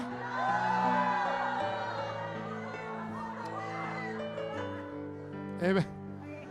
Yung assuming ka na ang gwapo, ang macho, ang kinis, bading pala. Amen. Yung akala mo may bonus ka ngayong December. Nako, asang-asa ka na kasi Pasko, tama? Nag-shopping ka na, window shopping, nagkaskas ka na, nagkaskas, at sabi mo, pag bonus, babayaran mo na lang. Nako, pagdating ng December, sabi ng boss mo, pasensya na, wala tayong bonus after 2 years pa. Ito po yung nangyayari sa buhay natin mismo. Yung po yung nangyari doon sa mga tao na umaga pa lang na andoon na. They thought marami silang susweldoin kesa sa 1 dinar pero pare-parehas lang ang binayad sa kanila. Bakit? Yun ang tanong. Kasi nga yun ang agreement nila. So yung landowner, sabi niya, guys, bakit kayo nagko-complain? I believe may agreement tayo. Sa isang araw, 1 denaryo. Tama? Yes po, boss. Pero maghapon kami nagtrabaho, sila sandali lang eh. Maghapon kami sa arawan, sila 3 oras lang. Yung isa 1 oras lang. Sasabihin ng boss mo, meron tayong agreement. Tama? Isang araw, sabi siya magtatrabaho ka at alam mong 6 p.m., tapos ka. Tama? Amen. So may reklamong nangyari. Now, sabi po ng landowner, nag-start siya ng mag-rebuke, humble rebuke. Ang Diyos ang nag-humble rebuke. Ako po magbabasa. Sabi rito, ngunit sumagot siya sa isa sa kanila. Kaibigan, wala akong ginagawang masama sa'yo. Di ba't nakipagsundo ka sa akin sa 1 denaryo? Kunin mo ang nauukol sa'yo at umalis ka na. Napagpasyan kung ibigay sa huling manggagawa ang katulad na ibigay ko sa'yo, wala ba akong karapatang gawin ang nais ko sa sarili kong lupain? O minamasama mo ba ang aking kabutiang loob? Now, makikita natin na kung tutusin, bago tayo mag-conclude, wala naman talagang problema. Wala talagang problema. Meron lang nagrereklamo, pero meron sila agreement. Wala talagang problema. Ang problema lang natin dito, yung fairness o yung equality. Or I could say, ang problema ng mga taong nauna, yung kindness, yung puso ng landowner. Tama? Nagko-complain sila, may selos sila. Bakit? Dahil mabait ang landowner. Tama? Doon sila nagsimulang mag-complain. Nagko-complain sila, may selos sila dahil yung fairness ng may-ari, pantay ang pagtingin sa lahat. Hindi niya binawasan ang sweldo ng maliit lang ang oras sa tinrabaho kasi alam niya na may pamilyang pakakainin yon at kailangan din ng 1 denaryo. Nagko-complain sila, may selos sila dahil lang sa habag ng landowner. Tama? Amen? Tama po ba? Yung mga nauna nagreklamo. Now, makinig po kayo. Ito po yung most of us na nakikita ko sometimes sa church. Meron tayong problema kasi in fairness sa nangyayari. Most of time, we think na ang buhay na to is unfair. Pero hindi po yun ang main point of this parable. Tandaan nyo po, ang main point ng parable na to is yung idea of grace. At ito yung gusto kong diinan sa inyo bago tayo matapos. Sabihin nyo nga, grace. Tell your neighbor, it's the grace of God. Kaya lagi ko sinasabi, I am always under grace. Amen. Amen. You know what is the good thing about this landowner? Tingnan niyo mabuti. He was extending His grace. Why? Because binigay niya yung something doon sa mga tao that they don't deserve. Tama? Maaring yung taong kanina pa umaga, deserving niya 1 denarius. Pero yung 3 o'clock at saka yung 3 hours na lang at 1 hour na lang ang natitira, they don't deserve it. Pero binigyan niya because of the grace of the owner. Tama? Hindi niya sinabi exact amount ng susweldoin nila doon sa mga late owners, late laborers. Tama? In fact, pwede niya silang bigyan ng 25 pills lang at yung isa 75 pills lang. Tama? O 50 pills lang.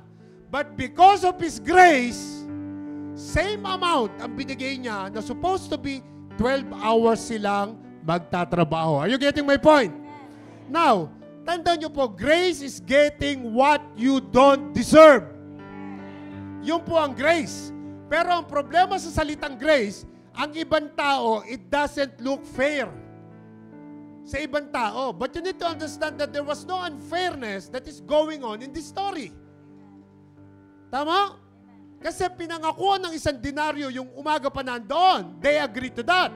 So walang unfair doon. Nakikita lang unfairness kasi mabait yung boss. Amen po ba? Andiyan po ba kayo? Amen? Kaya nagiging unfair is because mabait yung boss nila. At yun yung complaint nila. Dahil lang daw sa grace ng landowner. Tama? Now, in those days, mga anak, makinig po kayo mabuti. As I said, ang 1 denaryo, pagkain na ng buong pamilya. Kaya nakita nung landowner na kailangan ng mga tao ng 1 denaryo para may pagkain sila. Amen. Nasusundan niyo ba ako? Now, ang yung landowner po is fully aware na kahit na 6 ka nagtrabaho, 9 ka nagtrabaho, o 3 ka nagtrabaho, o 5 ka nagsimula, alam niya na kailangan ng 1 denaryo ng lahat. Binigyan niya sila ng parehas na wages. Alam niya lahat na may kailangan silang i-provide sa family nila. And I want to tell you this, that's the heart of God. Kahit na matagal ka na nagtatrabaho dyan, bago pa lang itong isa, nakapapasok lang sa ministry, pare-parehas ang tingin ng Diyos sa ating lahat. Amen? Kahit na pastor ako, kahit na taga-buhat ka lang dyan. Amen? Kahit na leaders ng church, kahit na tigawalis ka lang, tigatapong ka ng basura dito, pare-parehas ang tingin sa atin ng Diyos. Amen? I want you to know that. Kasi ang gusto ng Diyos is makita niya yung tunay na puso mo sa ginagawa mo. And that's the kingdom of heaven. Yun yung sabi kanina. ito'y parang kaharian ng Diyos. Kaya po sa gabing ito, magkaroon tayo ng tamang pag-unawa sa kaharian ng Diyos. He wants you to know, and myself, that God is a God of grace. Amen? Hindi mo deserving, pero ibinigay ng Diyos sa'yo. Hindi mo kagustuhan, hindi ka deserve, pero may maganda kang trabaho. Hindi mo deserve, pero naandito ka sa ibang bansa habang ang daming naghihirap sa Pilipinas. Hindi mo deserve, pero pinagpapala ka ng Diyos sa iyong pangangatawan at sa iyong health. Tama? We don't deserve it, pero pinagkalood ng Diyos sa atin because of His grace. Tama? Amen po ba? So, don't ever think na matalino ka. Don't ever think na mabait ka. Don't ever think na special ka sa Diyos. Don't ever think na lahat ng meron ka kasi importante ka sa Diyos. No.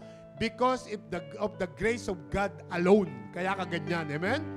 At kaya ka nakaupo dyan, tingnan mo yung katabi mo, kaya ka nakaupo dyan ngayon at nakikinig sa message na to, kaya mo nakilala ang Panginoon, kaya ka nagigising tuwing umaga, is because of the grace of God alone. At ang sabi ng grace is God's riches at Christ's expense. Tama? Yan po yung meaning ng grace. Because of the grace of God, kaya tayo nakakasurvive sa daily needs. But gusto niya rin malaman mo that there are rewards that will take place in the kingdom of God. At ang rewards ng Panginoon sa heaven is one day, may kanya-kanya tayong level pagdating natin doon. Tama? Tama? Naniniwala ba kayo roon? Dito sa lupa, pantay-pantay tayo ng tingin ng Panginoon. Pero pagdating natin doon, may kanya-kanya level ang faith natin. Ano ba yung mga ginawa mo dito habang nasa loob ka ng pananampalataya mo sa Diyos? Depende yan sa anong ginawa mo. Kung anong ginawa mo sa calling mo, kung ginawa mo sa purpose mo, kung ginawa mo sa assignment mo na binigay ng Diyos sa'yo. Tama? Na gusto ko pa maunawaan ninyo, na ang gusto ng Panginoon, huwag kang mag-expect. Gawin mo lang dahil mahal mo ang Diyos. Kasi kung reward lang ang inihintay natin, mapapagod ka, as I said earlier. Tama? So, hindi po ito parang work sa company na may time in saka time out. Habang buhay ka, gagawa ka at gagalaw ka for God's kingdom. Amen? Amen. At doon ka magkakaroon ng reward. Doon ka magkakaroon ng wages. According sa kung ilang araw, kung ilang taon, kung ilang minuto kang nagtrabaho para sa Kanya. Amen po ba? At huwag niyo po isipin, na gano'n din tayo makako na reward sa Kingdom of Heaven. Kung kailan ka nag-time in o kailan ka nag-time out. Hindi po. Mabago ka pa lang, dumating na si Lord, namatay ka o matagal ka na, habang nananampalataya kay Lord, pantay-pantay lang ang tingin ng Lord sa atin. Kaya habang nabubuhay ka, you need to fulfill your calling. You must do your assignment. You need to do your work. Amen? Hindi mo pa pwede mga kapatid, listen to me carefully na nakaupo ka lang dyan. Tapos na tayo roon. 35 years ako sa Christianity, gano'n, nakaupo lang sa church. Hindi na gano'n. May gagawin tayo kay Lord. Kaya ka pagpapalain ni Lord kasi nakikita niya yung desire mo na mag-serve sa Kanya. As we continue to serve Him, andoon yung salvation na tinatawag. Kaya ka nagsuserve kasi save ka na. Ulitin ko uli, hindi ka nagsuserve kasi gusto mong masave. Nagsuserve ka because you know in your heart na save ka na. Amen? At your salvation is not about yourself. It is the gift of God. Amen? Why I'm saying this? Because Jesus says there is rewards that can come our way. Meron po rewards. Yun yung assumption. Tama po ba? But yung God's grace, laging nagpe-prevail. Tandaan niyo po, ang kaharian ng Diyos, punong-puno ng grace. But listen to this. Kung makikita natin ng grace, dadalhin tayo niya sa surprise one day. Alam niyo ba ba't ko sabi yun? Kasi po, as we complain to God sometimes, why do you give same amount of money to them? Mas matagal ako nagtrabaho. Amen, amen, amen. I work longer years than these people nakatatanggap lang kay Lord. They work very less year and short term lang. But you paid us the same. You reward us the same. Are you following me? Mga anak, ang tawag doon, law. I work hard in 12 hours. So you need to pay me according to what I work for. Boom! It's the law. Hindi po grace yun. Tama? Nasusundan niyo ako? It is something that we can calculate on a calculator and figure it out. Ang tawag po doon, law. Now, grace is different. Listen to me. Grace is grace. Parang ganito lang yan. Reality. Lord, bakit nakukuha ko itong mga bagay na to? Panginoon, bakit ang ganda ng trabaho ko? Panginoon, bakit ang ayos ng mga anak ko? Panginoon, bakit ang ganda ng pamilya ko? Panginoon, bakit healthy kami lahat? Bakit blessed na blessed ang kaming lahat? Lord, this is so much for me. I don't deserve this. Yun ang grace. Tama?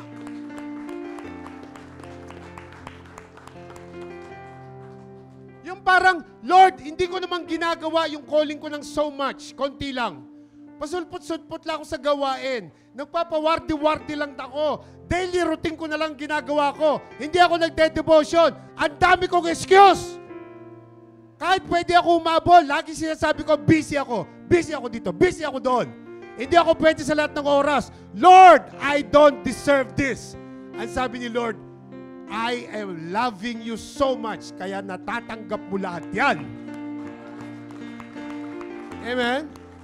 But Lord, I really don't deserve this. Ang sabi ng Lord, yes, I know. Alam kong gano'n ka katamad, pero dahil mahal kita, kaya binibigay ko sa iyo yan. Come on, that's the right spot for you to clap your hands, Panginoon. Sa Panginoon, amen? At yung sinasabi ng grace, that is the grace of God, that even though hindi tayo karapat-dapat, that even though we are not deserving of it, ibinigay ng Lord sa atin lahat ng meron tayo. Are you following me? God, I don't deserve this. I know my son, but I'm giving it to you anyway, sabi ni Lord. Tama? At marami sa atin, gustong-gusto natin ng grace, basta para sa atin. Pero hindi natin gusto ang grace kung binibigyan yung katabi mo. Nagrereklamo na tayo. Lord, bakit yung blessing ko wala pa? Eh, mas masipag naman ako sa Kanya. Amen? Lord, bakit yung hinihiling ko wala pa? Bakit siya hindi naman gumagalaw? Siya may blessing na ako wala pa. May jealousy na tayo. Meron na tayong complain agad. Tama? Sabi mo sa katabi mo, huwag naman ganun, kapatid. Ganun po yung nangyayari.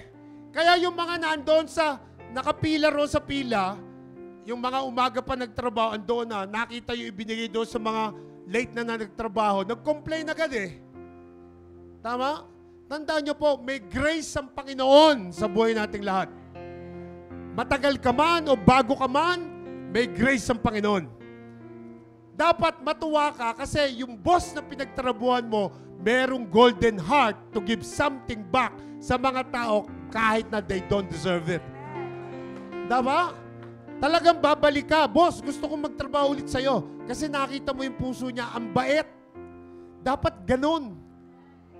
Kung pinagpapala yung katabi mo na wala namang ginagawa, huwag mong tirahin. Huwag kang mag-complain. Kung yung nga walang ginagawa, pinagpala, kasunod ka na. Complain ka lang ng complain. Amen? Sabi mo sa katabi mo, maghintay ka kasi. Amen? Kaya they protest, they complain, they grumble. Kasi nga, para saan yung grace? Pag sa mahal mo sa buhay, okay lang yung grace. Pero pag sa iba, nagko-complain ka na. Tama? Ngayon, meron po ako nakakitang quote. No? Kilala niyo ba si David Guzik? Yan. Lahat tayo kilala natin yan. Si David Guzik po is a teacher for Calvary Chapels. Ito po yung sabi niya. Tingnan niyo yung sabi niya. The system of law is easy to figure out. You get what you deserve. But the system of grace is foreign to us. God deals with us according to who He is, not according to who we are or what we've done.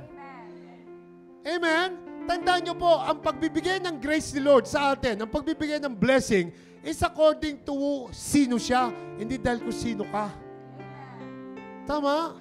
Huwag niyo pong bibilangin yung ginagawa ninyo. Huwag mo sabihin, ang dami ko nang ginawa, Lord. Wala pa tayong nagagawa kay Lord. Ni katiting, wala pa tayong ginawa. Tama? I suggest that you take note of that. Ilagay nyo sa FB wall nyo, picturean nyo, lagay nyo sa Instagram nyo, lagay nyo sa inyong TikTok. Tama? Picturean nyo, itago nyo sa inyo sa buhay nyo rest of your life. Listen to me, habang nabubuhay po tayo, huwag natin kalimutan na ang Diyos deals with us according to who He is and not according to what you've done. Tama? Otherwise, we will continue to stumble over grace. Amen?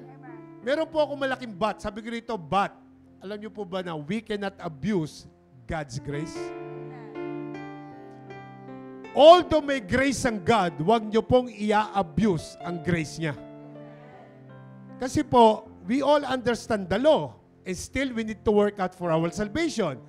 Pero sometimes, yung grace ng Panginoon, gusto ko rin intindihin nyo today, huwag po natin kalilimutan that because walang kapantay ang pagmamahal ng Diyos sa'yo, meron siyang binibigay ng grace sa ating lahat. Agape kind of love, tama? Yung Panginoon that caused the life of His only begotten Son. Ang sabi po sa Romans 5:8, but God demonstrates His own love toward us, in that while we were still sinners, si Lord namatay na for us. Tama? Dahil sa pagmamahal ng Diyos. Tama po ba? Music team, bakit kayo rito? Sino nakakilala kay Pastor Chuck Smith? Oh, diba? Lahat tayo kilala natin yan eh. He wrote a book at sabi niya, Why Grace Changes Everything. Ito na po yung conclusion ko. Bakit nga ba ang grace kailangan mabago ka? And from that book, I realized ko po na ang ating relationship with God, hindi dapat nakadepend sa effort mo. Dapat nakadepend sa grace niya sa'yo. Amen? So, po yung po ng book niya. Ito po yung nabasa ko sa opening ng book. Ito po yung sabi. Tingnan nyo. Tingnan nyo po yung opening. Sabi rito, how beautiful is it to experience the freedom and joy of love, relationship with God. Yung freedom ng love and relationship with God. Hindi naghihintay ng reward. Meron kang relationship at mahal mo ang Diyos. Yet, how sad it is that there are so many who insist on relating to God in a legalistic way. Their righteousness is based on what they can do for the Lord instead of what He has already done for them. They carry around a huge list of do's and don'ts to keep them bound to God. Tandaan nyo po, again, don't get me wrong. Hindi ko po sinasabi sa inyo na mag-relax tayo in serving the Lord. Or take it easy and be lazy in serving Him. Ang gusto ko po i-realize dito sa sinabi po ni Pastor Chuck Smith, gusto niya yung pagsaserve natin kay God with all the strength is because we love God. Because we have an intimate relationship with Him. Kaya ang sipag mo sa ministry. Kaya gusto mong tapusin ang calling mo. Kaya gusto mong tapusin ang proseso mo kasi mahal mo ang Diyos. Kaya ka nagde-devotion, nagbabasa ka kasi mahal mo ang Diyos. Kaya ang aga-aga mo rito, late ka pang umuwi kasi mahal mo ang Diyos. Kaya nag-e-edit tayo, kaya ginagawa natin best natin, tumutugtog ka, nagpa-practice ka kasi mahal mo ang Diyos. Ginagawa mo lahat kasi mahal mo ang Diyos. Amen. At sabi ko rito, you will help yourself to be holy because you know to yourself that God is holy. Yon ang importante sa lahat. Amen? Pipilitin mo sumunod. Hindi madali, pero gagawin mo. And that is what meant by relationship. May relationship ka kay Lord. We are doing things because we know that God loves us. Alam natin yon. Remember that Jesus died for us while we were still sinners. Matagal na, ginawa na yon, 2,000 years ago pa. So in simple explanation, our love and relationship with God is not based on what we can do for the Lord. Instead of what He has already done for us. Ang Panginoon nagpapako sa cross for you. Doon magbabase ang love mo. Hindi dahil sa ginagawa mo. Lord, mahal kita kaya ako ginagawa to. No. Mahal mo siya kasi namatay siya sa cross for you. He loved us first before we love Him. Amen. Are you there? Nasusundan niyo po ba ako? Kasi po, yun ang grace ng Panginoon. Kaya po, hindi ka mag-excuse. Gagawin mo lahat para kay Lord. Sabi mo sa katabi mo, walang excuse. O, sabihin mo sa katabi mo, you may conviction. Sabihin mo, Kapag gusto mo, marami namang paraan. Pero kapag ayaw mo, marami talagang dahilan. Sabi mo. Tandaan nyo po, our salvation is by the grace of God. Through our faith. Ito po yung sabi. Tingnan nyo. As a believer of Christ, our love and relationship with God should not base on what we can do for the Lord. Instead of what He has already done for us. Amen. Amen. Amen. Amen. Nakuha niyo po ba yung pinag-uusapan natin right now? Kaya kasi sipag sa ginagawa mo, kaya ka magdo-double effort is because alam mo na may ginawa ang Diyos sa buhay mo. Alam mo na mahal mo ang Diyos. So hindi ka susunod o hindi ka mag-o-obey lang. Alam mo may pagmamahal ka sa Diyos. Tama po ba? Ito yung sabi sa Ephesians. Pakipasa nga. Sabay-sabay nga tayo. 1, 2, 3, go!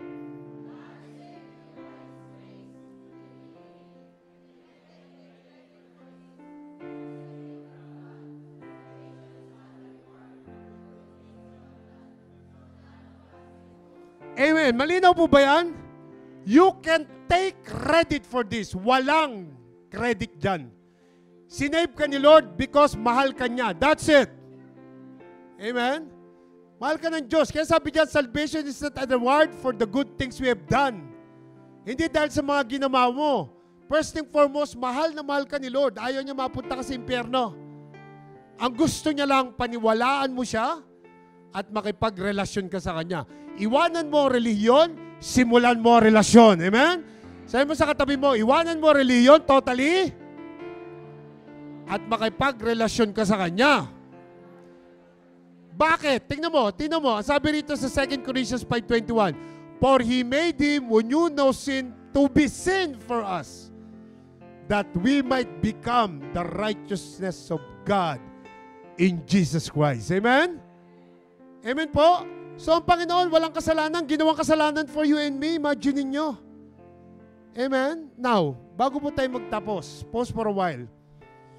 Gusto ko po magpahinga sandali. Gusto ko huminga sandali. Kasi po, conclusion na tayo. Tandaan nyo, ang grace ng Panginoon is I was saved by the grace of God through faith and not because of myself. Not because of what I did. Not because I'm a valedictorian and not because of, no. It is because of God's grace kaya ka makakarating sa langit. Without the grace of God, we don't have eternal salvation. Tama? At kasi nga, mahal mo ang Diyos. Sino nagmamahal sa Diyos? Taas ang kamay. I want to see your hands. Come on, everybody. Lord, huwag mo na ibaba. Lord, nakikita niya, oh. Lord, tingnan mo mga kamay nila, Lord. Lahat sila, Lord. Mahal ka nila. Pati ako, Lord. Mahal niyo ang Diyos, tama? Kaya nga kailangan nasa church ka weekly. Kaya nga kailangan ginagawa mo yung calling mo. Kaya nga kailangan yung purpose mo hindi mo iniiwan. Kaya kailangan yung assignment mo inuuna mo. Kaya nga kailangan kung nasa process ka ng training, tapusin mo!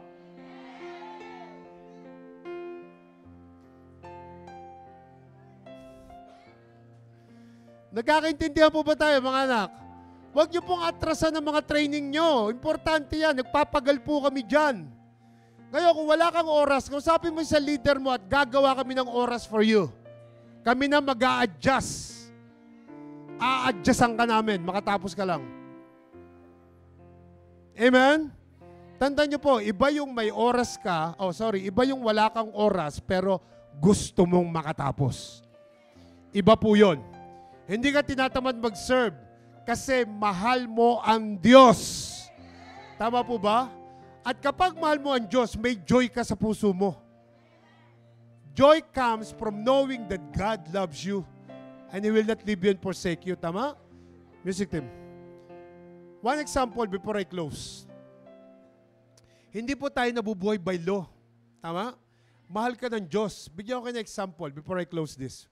Alam niyo ba minsan po, pag nanggagaling kami ng Alain, madaling araw na po kami nakaka-uwi. Kasi po, pagkatapos sa service, natatapos sila past 12 na roon. Doon, walang tulugan eh. Alam niyo po ba na doon, tatapusin ko pa yung mentoring ko face-to-face. Pupunta pa kami sa center. So, natatapos po kami past 2 o'clock na. Nakaka-uwi kami dito 4 a.m. na. Mabuti na lang kasama ko si Mark at saka si May. Palakpakan nyo kayo mag-isawang to. Amen? Volunteer po yan, dalawang yan. Amen? So mabuti po may backup ako. Meron po nakakapag-drive sa akin. Salamat, Brother Mark. God bless sa buhay mo, nak. Salamat, nak, sa kitchen na dala mo pagpupunta tayo. May dalang kitchen niya si May, no? So gusto ko po sabihin sa inyo, 4 o'clock na kami nakakauwi. Pagod na pagod po ako. Kasi ikaw ba naman, nagsalita ka na sa pulpito, magte-training ka pa, tama? So paghiga ko po ng 4 o'clock o 4:15 ng madaling araw, antok na po ako. Ganito lang po sinasabi ko, because we have the grace of God. Lord, hindi ko na kaya mag-pray. The spirit is willing, but the flesh is weak. Bukas na lang tayo mag-usap, Lord, please. Pagod na ako. Okay lang sa'yo, Lord, no? Good night. Ganun lang. Nakita nyo yung grace? Kasi, by the law, magpe-pray ka muna. Sabi ni Lord, kailangan, sabi ng Panginoon, sabi ng pastor, kailangan meron tayong prayerful life. Ayan. So, pipilitin mo mag-pray. Ang problema, yung amen mo, kinabukasan na. Kasi nakatulog ka na. Yun po yung grace ni Lord. Hindi ka sasabihin ni Lord, wala kang pagpapala kasi natulog ka ng walang prayer. Alam ni Lord kung saan ka galing, alam ni Lord na pagod ka. Wala pong kukontra sa'yo. Alam mo ang relasyon mo sa Diyos. Kaya kung babalikan natin yung talinhaga, ito pong talinhaga, ano po? Kung babalikan natin yung parable of the vineyard workers, makikita nyo ang Diyos fair sa lahat. Amen? Nagtatrabaho ka man o hindi sa karyan ng Diyos, fair siya sa ating lahat. Pero po, wag nyo pong i-abuse yung grace ng Diyos sa ating lahat. Amen? And to close this, alam nyo po ba na lahat ng meron ako o meron kami, we don't deserve it? Alam nyo ba na kung meron kami right now, kung ako may nakapag-start at ginamit ni Lord sa LRC, I really don't deserve it. Ano man ang meron kami ngayon, meron ako ngayon, I really don't deserve it. So yun yung nagbibigay ng kalakasan, nagbibigay sa akin ng push para lalo ko siyang pagsilbihan kasi lahat ng meron ako o meron kami, we don't deserve it. It's because of the grace of God. At para yung grace na yon, tuluyang ko maibalik sa Panginoon kahit na papano, I need to push myself to serve Him well sa buhay na to. At hindi lang ako, if you think that everything you have is not deserving for you, gawin mong i-push ang sarili mo na pagsilbihan pa ang Panginoon ng well sa buhay mo. Amen? Amen? Kung sa tingin mo, ang pamilya mo, mga anak mo, naglalaki ng maayos, afford ka sa lahat ng bagay, kung di man dumadating pa yung bagay na sa'yo, darating yan, magpatuloy ka lang. At kung dumating na, lalo ka magpatuloy, huwag kang manghina. Kasi ang Panginoon, ibe-bless at ibe-bless ka according to His will, hindi according to what you've done. Amen? That's the grace of God. Kung mabigyan nga natin ng mataas sa palakpak ang Panginoon.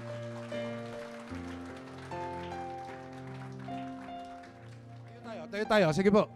Kung may natutunan ka ngayon, sabihin mo, salamat po, Panginoon. I want you to close your eyes before we worship Him. Father in heaven, tonight, muli, Panginoon, pinaalala niyo sa amin na it's all about your grace. Kaya po, naandito kami sa buhay na to. It's all about your love to us. It's all about what you have done. Hindi po dahil kaya namin, hindi po dahil ang sipag namin, hindi po dahil mabait kaming tao, wala po kaming kabaitan, lahat po is by your grace alone. Kaya kami meron ng mga bagay na meron kami. Kaya po nabago ang buhay namin. Kaya po umasenso ang buhay namin. It's because of your grace to each and every one of us. Father, without your grace, we are bound to hell. And thank you, Lord Jesus, for everything that you have done.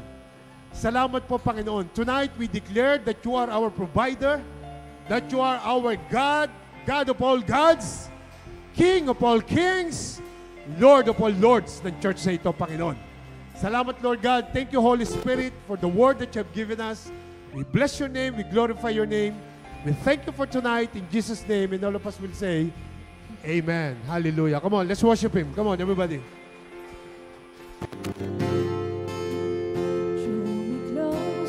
Come on, worship Him, worship Him.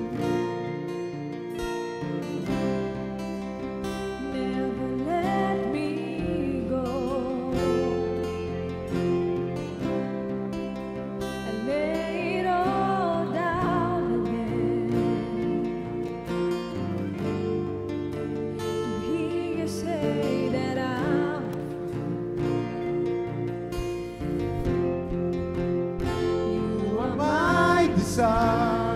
Open your mouth, everybody. Open your mouth. No one else will do. There's nothing else could take your place. Worship Him, worship Him. Feel the warmth of your embrace. Help me find the way. Help me find a way. Bring me back to you. Come on. Taas nyo kamay nyo para kay Lord. Come on, let's worship Him. You're all I want. You're all I want. Yes, Lord. You're all I want, Lord God. You're all I need. You're all I ever needed. Thank you, Lord, for your grace. You're all I want. Help me know you are near. Draw me close to you. Yes, Lord. Draw us close to you, Panginoon. And never let us go. Never let me go. And Lay it all down again. To hear you say that I'm your friend. Thank you, Lord. Thank you, Lord. Thank you, Lord. You are my desire. No one else will do. There's nothing else can take your place. Yes, Lord. Hallelujah. To feel the warmth of your embrace.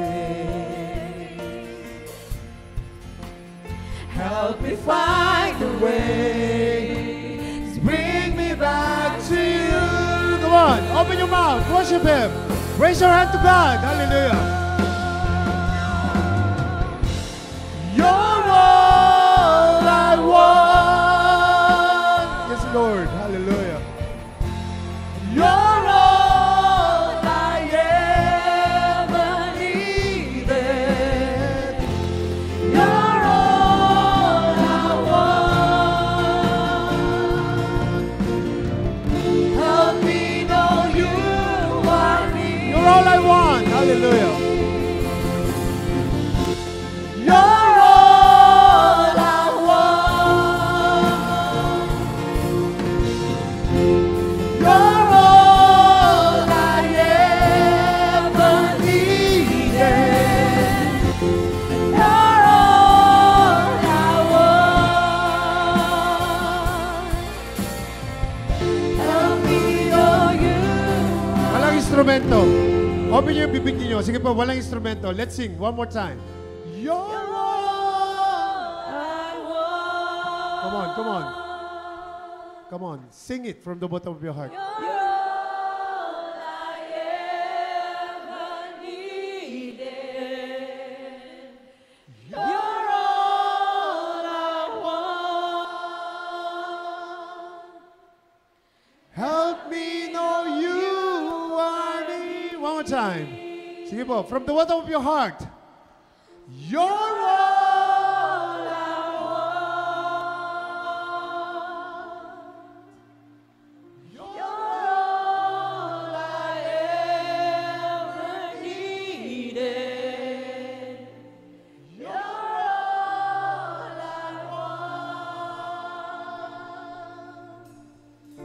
Help me know you are near. Everybody, hallelujah. Thank you, Lord.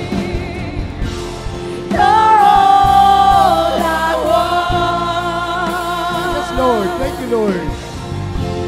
You're all I ever needed. You're all I want. Help For me the last time. know you Come on, are tato mo na for the last time. Hallelujah. Lord, you're all we want. You're all You're all we need, Lord God, in this life. Because without you, we are nothing, Lord God. Without you, Lord Jesus, we are nothing. We cannot do anything without you, Lord. You're all I want. Help me know you are real. Hallelujah. Diyos Ama na makapangyarihan sa lahat, minsan pa, Panginoon, we thank you for the word that you have prepared for us tonight. Holy Spirit, thank you that you talk about grace of God right now. Na para po maintindihan namin, Panginoon, kung ano po yung grace na patuloy na binibigay niyo sa amin, Panginoong Yesus. That even though we don't deserve everything in this life, we don't deserve anything, Panginoon, but because of your grace, Lord God, hindi niyo lang kami binigyan ng mga bagay na meron kami right now, but higit sa lahat, yung pagkakataon na magkaroon kami ng eternal life one day with you. Salamat po, Panginoon, na pinantindi niyo sa amin, Panginoon, na hindi po dahilan kung kami matagal na o bago pa lang. Na hindi po dahilan kung gaano karami ang ginagawa namin o wala kaming ginagawa. Lord, naintindihan namin right now na mahal mo kami is because of your grace. Meron kaming chance na makarating at makasama namin ikaw sa eternity. Panginoon, maraming salamat po sa word na itinuro niyo sa amin. Hayaan niyong ma-realize namin simula sa gabing ito ang kabutihan niyo sa buhay naming lahat. At ang kapalit nun, Panginoon, bigyan niyo kami ng encouragement. Bigyan niyo kami ng boldness. Bigyan niyo kami ng strength, Panginoon, na patuloy namin magawa ang mga bagay na pinagkakatiwala niyo sa aming lahat. Huwag niyo kami hayaang makagawa ng mga bagay na hindi niyo gusto, Panginoon. Personal man, lalo na sa ministry ito, Lord God. Kung hindi niyo gusto ang isang bagay, mapapersonal man, huwag niyo hayaang mangyari, Panginoon. Pero kung kagustuhan niyo, Lord, samahan niyo kami, Panginoon. Paramdam niyo sa amin para ang pangalan niyo lang ang mag-glorify sa buhay namin ito. Salamat po, Panginoon. We bless your name, God the Father. We love you, Lord Jesus. We thank you, Holy Spirit. In Jesus' name, and all of us will say, Amen, amen, amen, and amen.